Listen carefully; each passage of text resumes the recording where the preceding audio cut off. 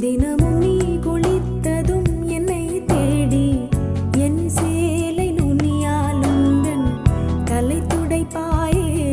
அது கவிதை திரு